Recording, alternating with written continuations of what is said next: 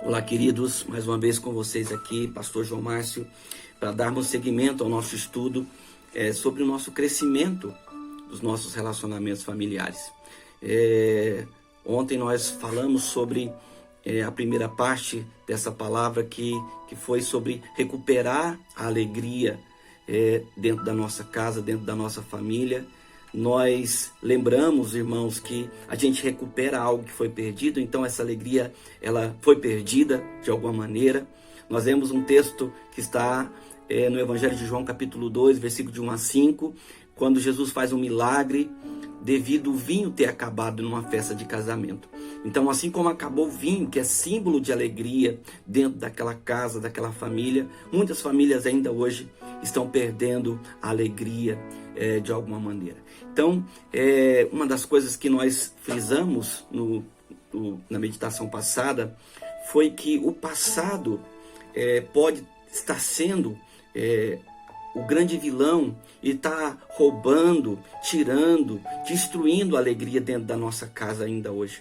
E se a gente deseja ter uma família abençoada, cheia de paz, de alegria, nós precisamos olhar para o nosso passado, entendendo que o nosso passado é fixo, que o nosso passado não vai mudar, mas a nossa perspectiva, a nossa visão sobre o passado pode mudar. E nós demos o exemplo de José do Egito. José do Egito, ele tinha uma postura, ele tinha mágoa, ele era amargurado por causa da dor que ele sofria, por causa dos seus irmãos, por tudo aquilo que os seus irmãos tinham feito com ele. Mas a partir do momento que José, ele recupera, ele perdoa os seus irmãos, ele libera aquele sentimento do seu coração, ele se abre para uma nova visão. E ele mesmo vai dizer lá no capítulo 45 de Gênesis que ele tinha mudado. E ele falou para os seus irmãos, falou: olha, não foram vocês que me enviaram presos como escravo para o Egito. Foi o Senhor que me mandou na frente. Por quê? Porque havia fome, havia um projeto de Deus em cima disso. Então, o passado de José teve uma outra perspectiva. A partir do momento que ele tratou, a partir do momento que ele se restaurou, perdoando os seus irmãos. E hoje eu quero dar uma ênfase, pensando assim como o passado, ele pode ser um entrave na nossa vida, quanto aquilo que nós vivemos e não resolvemos, e isso afeta o nosso presente. Também o nosso presente é essencial, ou a atitude que a gente vai tomar no nosso presente é primordial para aquilo que nós vamos alcançar no nosso futuro. Então, eu queria chamar a sua atenção hoje para que a gente pudesse focar e entendermos aqui que, assim como o passado pode ser um entrave, a nossa atitude hoje pode simplesmente mudar a realidade do nosso futuro. O futuro ainda está diante de nós, né? O passado já aconteceu e não tem como mudar. Apenas podemos mudar a perspectiva do nosso passado. Mas o futuro ainda está diante de nós. E eu e você podemos ter um futuro que nós planejarmos, que nós estabelecemos e corremos atrás. Eu queria que você pudesse entender, né? O que nos impede de alcançar, de sermos abençoados no futuro. Ainda que existe no futuro tantas coisas que a gente são incertas, a gente não tem controle nem sobre as coisas ou sobre as pessoas.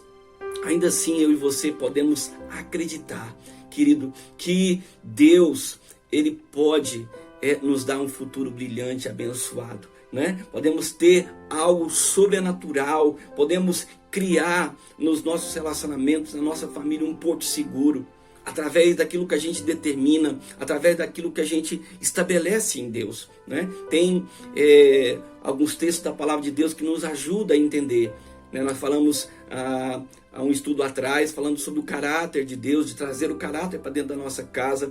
E uma das coisas que a gente entende é ter palavra. Eu preciso estabelecer um objetivo, um alvo, e acreditar e caminhar. E a minha palavra precisa ter força, não é? Segundo o que o Senhor nos fortalece. Então, lá em Salmo 15, versículo 4, a palavra de Deus diz: rejeita quem merece desprezo, mas honra quem teme ao Senhor, que mantém a sua palavra mesmo quando sai prejudicado. Provérbios 25:11, a palavra de Deus também diz: a palavra proferida no tempo certo é como frutas de ouro incrustadas numa escultura de prata.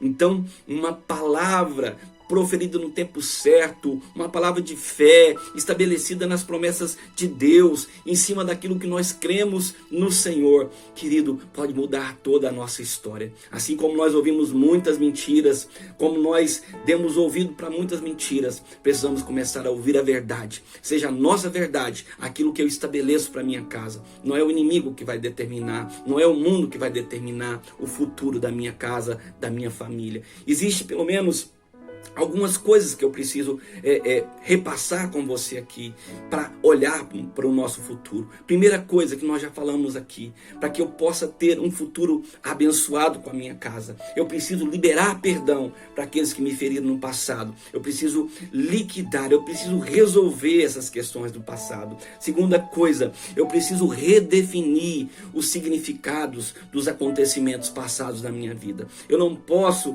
continuar acreditando que Deus me abandonou. Eu não posso ter uma visão distorcida da palavra de Deus, das coisas de Deus. Eu preciso entender exatamente o que é que o Senhor tem para mim. Como eu costumo falar sobre o quebra-cabeça maligno, eu preciso entender o que Deus tem para mim, não o que o diabo fala comigo. E por fim, estabelecer um alvo de fazer da minha família um lugar de alegria, onde a presença de Deus é permanente, é presente.